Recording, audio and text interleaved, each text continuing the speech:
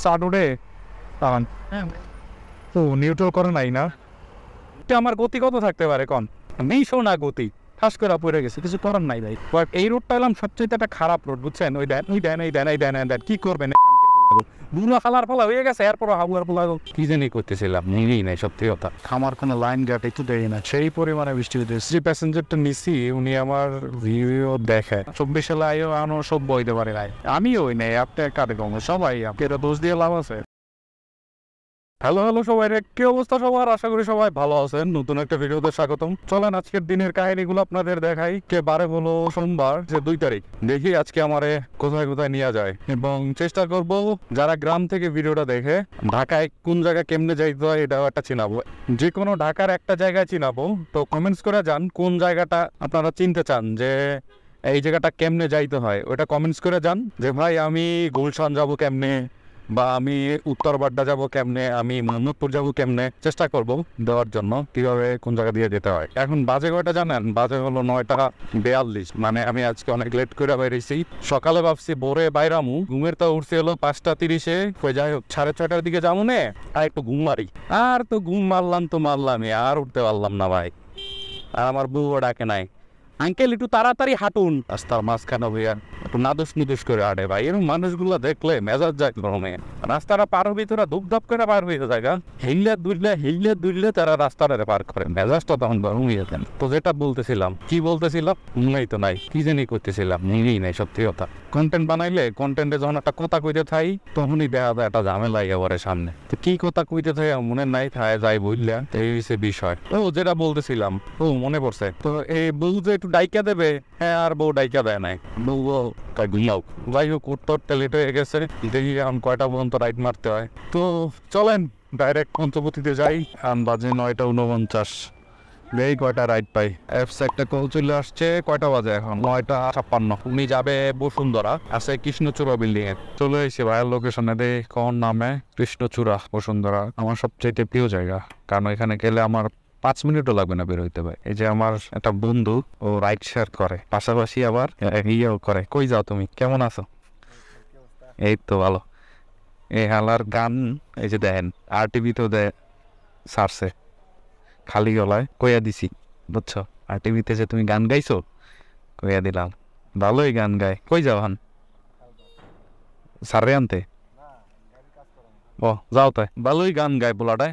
বন্ধু মানুষ, ride sharing এর জগতে পরিচয় হয়েছে। অনেক ট্যালেন্ট আছে বাংলাদেশে, আনাচে কানাচে অনেক ট্যালেন্ট আছে, কিন্তু আমরা আসলে পাই না, খুঁজি না, জানি না কোন জায়গা কি করতে হবে, এটা আমরা খুঁজে পাই না, বা পাইলেও আমরা ঠিকভাবে আসলে ইউটিলাইজ করতে পারি না। এটা হচ্ছে মেইন সমস্যা আমাদের। তো চলেন রাইড শুরু করি। এই রাইডটা পাইতে আমার বেশি সময় লাগে না, মোটামুটি 5-6 মিনিটের মতন এর ভিতরেই পাইয়া গেছি। এর আগে যারা আসলে বৈশা ছিল পঞ্চবতীতে, তো ওনাদের সাথে কথা বলতেছিলাম কি অবস্থা। তো অনেকে বলে 7টা দিয়ে আসলে বৈশা আছে। তো আমি চিন্তা করলাম যে 7টা থেকে বৈশা আছে যখন, তাহলে আমি এখন আর বৈশা না থাকি। আমার টার্গেট ছিল আমি পঞ্চবতীতে আধা ঘন্টার মতো বসবো, যদি পাইলাম, নাইলে আমি ডাইনা এই মিরপুরের ডিওএইচএস এর এখানে চলে আসবো, এই জায়গা দিয়ে ধরবো। তো এই প্ল্যান ছিল।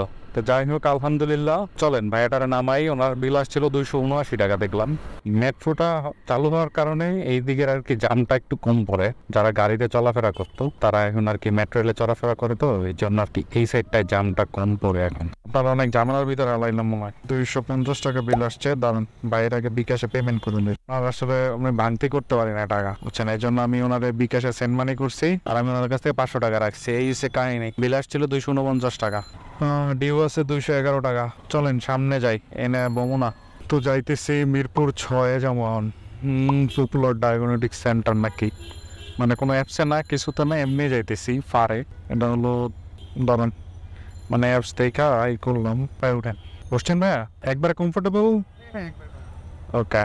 আবার বৃষ্টি নামতেছে ভাই, যে কি করবো বুঝতেছি না কাহিনী। চলেন যাই সামনে। আবার কাহিনী হচ্ছে যে একটু আগে যে ভাইটারে নিয়ে যাইতেছি, মানে যেখানে যাবো ওইখানে সার্চ দিলাম, তো বিল আসছে 200 টাকা পাঠাওতে, আর উনি চার্জ দিচ্ছে উবারে, ওইটাতে বিল আসছে হলো যে 179 টাকা, অন্য 80 টাকাই ধরলাম, তো 20 টাকা হেরফের। মানে চিন্তা করা যায়। তো মিরপুর যাইতে যাইতে আমার বউ মানে আপনাদের ভাবি সম্পর্কে কিছু কথা বলি, যেটা হলো আপনি যেরকম না, আল্লাহ আপনাকে ঠিক সেরকম একটা মেয়েই জোগাড় করে দিবেই। আপনার যদি দোয়া থাকে বা আপনার যদি সেই ভালো মন মানসিকতা থাকে, আপনার ঠিক সেই মানুষটাকেই জোগাড় করে দিবে আপনার জন্য।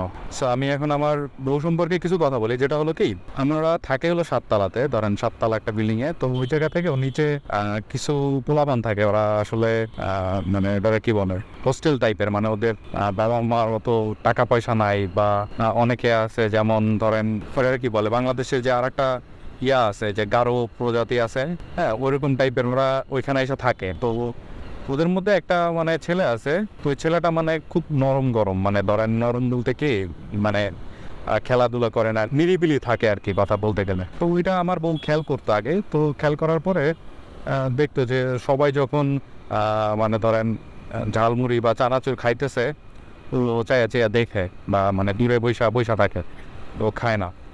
তো কি করলো, আমার একদিন মানে অনেক কয়েকদিন অবজার্ভ করার পরে আমার একদিন পাঠাইলো যে যাও ওর কিছু টাকা দিয়ে আসো যেন খাওয়া দাওয়া করতে পারে। তো এরকম ভাবে ওইরকম মাঝে মাঝে টাকা দেয়, তারপরে ধরেন খাবার উপর থেকে দেয়, তারপরে একদিন বাঘ ছিল, ভাত টাত খাওয়াইলো না, তারপরে কলম টলম লাগলে ওগুলো দেখ। তো আজকে সকালবেলা কাহিনী হয়েছে, আমার দেরি হয়েছে উঠতে, আমি কম্পিউটারে বসে আমার জাস্ট একটা ফাইল ট্রান্সফার করছিলাম, তখন ওই ছেলেটা আসছে। তো দেখলাম যে মানে ওর কি হয়েছে কাহিনী, ওদের স্কুলে মানে টিচার্স ডে না কি জানি একটা পালন করতেছে, কি জানি একটা পালন হবে, ওই জায়গায় 200 টাকা লাগতো। বাবার কাছে বলে ফোন দিছে, তো মানে ওর বাবা বলছে মানে দিবে কিন্তু পরে দিবে আর কি, ওনার কাছে নাই। তো ও তো আজকে ডেট আনছিল হলো কালকে ডেট পয়লা রোববারে, আজকে সোমবারে।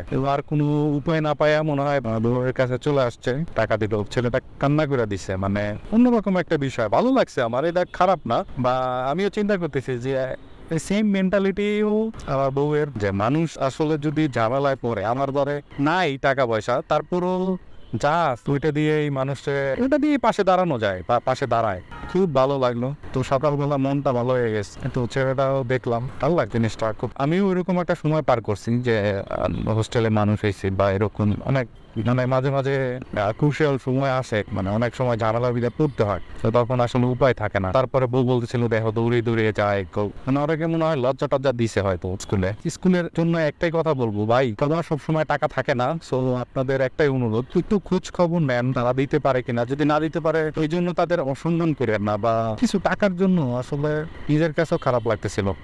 যাক, এই কথাগুলো শেয়ার করলাম, মন চাইলো বলতে, ইচ্ছা করলো বলে ফেললাম। তো ভাইটাকে নামাই। থ্যাংক ইউ ভাইয়া আসার জন্য আপনাকে। ভাই আরে ভাই থ্যাংক ইউ ভাইয়া, ভালো থাকেন। ওকে ভাই, ইনশাল্লাহ। তো উনি আমাকে দিল 170 টাকা, সমস্যা নাই। এবার অ্যাপসটা অন করতে হবে, দেই। বনানীর একটা কল আসছে, আমি ভাইয়াটাকে নামাইছি ওই পাশে। তো আর যে ভাইয়াটা উনি আমার থেকে 400 মিটার দূরে আছে, এই পাশেই আর কি, এই যে এইখানে নামাইছে ভাইয়াটারে। তো ভাইয়াটা আছে এই পাশে বামে, বনানী যাবে। বিল আসছে দেখলাম তো 169 টাকা, দেই 150 টাকা আসে কিনা। চলেন, বেশি সময় লাগার কথা না, পৌঁছে গেলাম ডেস্টিনেশন। যে ভাইয়াটা উঠছেন উনি যাবে হলো চেয়ারম্যান বারের ওইদিকে। এখন আসছি আমরা কালশিতে, একটা রোড ছিল যেটা ক্যান্টনমেন্ট থেকে যাওয়া যায়। ক্যান্টনমেন্ট দিয়ে এখন গেলে কি হবে, মানে স্কুল ছুটি হয়েছে তো জ্যাম থাকবে, তো কালশি হয়ে একটু ঘুরে যাওয়া অনেক ভালো। তো নামাইলাম, তো বাই বিল আসছে 169 টাকা। তো নিলাম টাকা 170 টাকা, 550 টাকার মতো কামানো হয়ে গেল। 12টা বাজে। কোন দিক দিয়ে গেলে ভালো হবে ভাই? যে প্যাসেঞ্জারটা নিছি উনি আমার রিভিউ দেখে, তো এই জন্য নিলাম, আর না করলেন না। 150 টাকাই যাবে মিরপুর একে। যাই, চলো।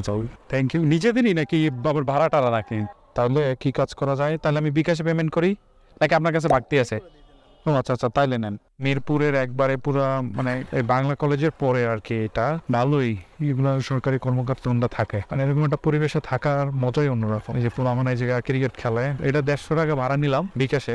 এই লাটিম কি খেলো?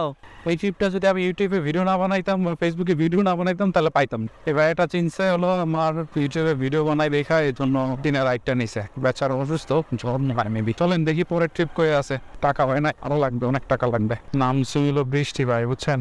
যে বৃষ্টি পড়তেছে প্রচুর পরিমাণে মেঘ দিয়ে কি হয় এনে ব্রহ্মহন মনে হয় না যে থামবে, থামার কোনো লাইন গ্যাপ একটু দেয় না, সেই পরিমাণে বৃষ্টি হইতেছে। আমরা ঘন্টা ধরে বইয়া রয়েছি, এটা হলো মিরপুরে বাংলা কলেজ সামনে, এটি হলো মিরপুরের মাঝখানে সরকারি একটা কোয়ার্টার আবাসিক, মোটামুটি 1 ঘন্টার মতন বৃষ্টিতে একবারে কুপাই দিস। বেশি চলেন কয়টা বাজে এখন জানেন? একবারে 2টা। দেখেন বন্যায় প্লাবিত শহর পরিণত হয়েছে, বাইরে ভাই কি গন্ধ।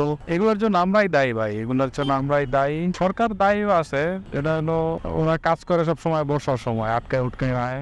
আর আমাদের কাহিনী হয়েছে আমরা ময়লাগুলো হালাই এনো, আমরা 24 সালে আনো সব বইতে পারি নাই। আমি ওই নেই আপনি কাটে কম সবাই এটা দোষ দিয়ে লাভ আছে। আমি এনো জিনিস হালাই না, হালাই তো সব বইতে আমাদের এখনো মনে হয় আমরা হইতে পারবো না, ওদাই করে লাভ নাই। ব্যাগটা সমস্যা করতেছে কোনো? চলেন একটা রাইড পাইয়া গেলাম, তারপর মোহাম্মদপুর। এখন বাচ্চা 2:24।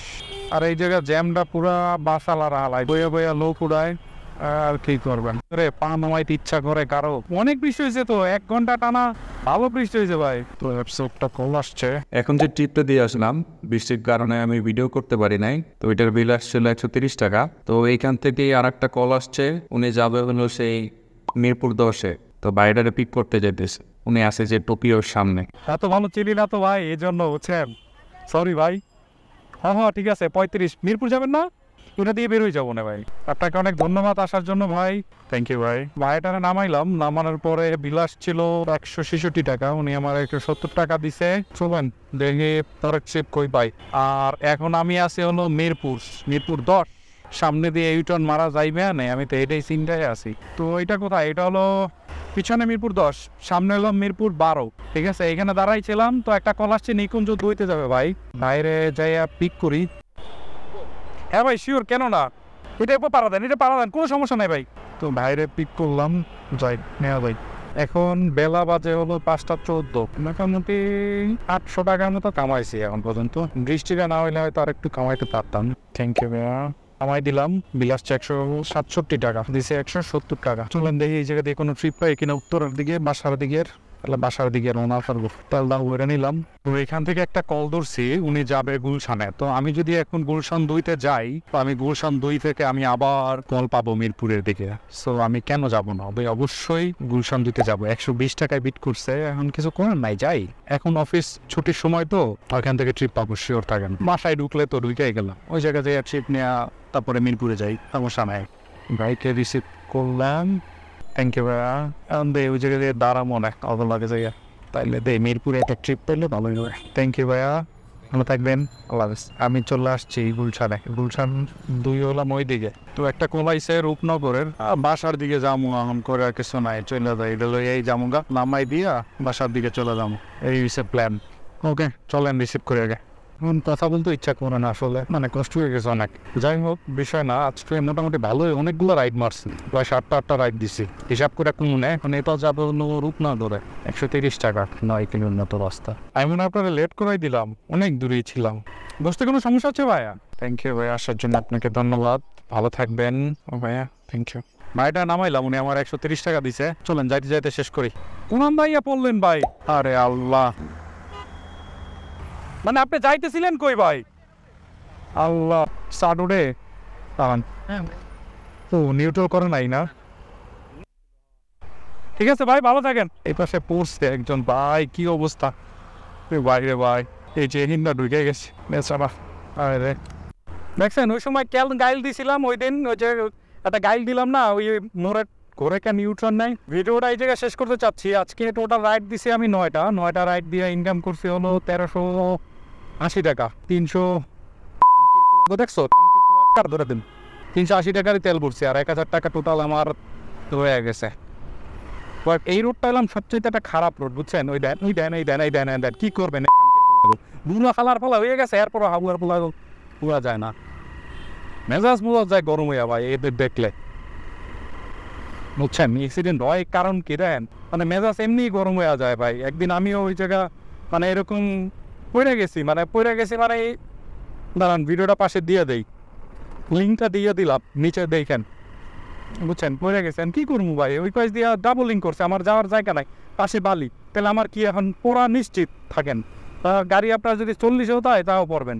তা আমি ওই যে ইস্টার্ন হাউজিং দিয়ে উঠছি, উঠতে আমার গতি কত থাকতে পারে কন? 200 না গতি, ঠাস করে পড়ে গেছে, কিছু করার নাই ভাই। তো ভিডিওটা এই পর্যন্তই রাখতেছি।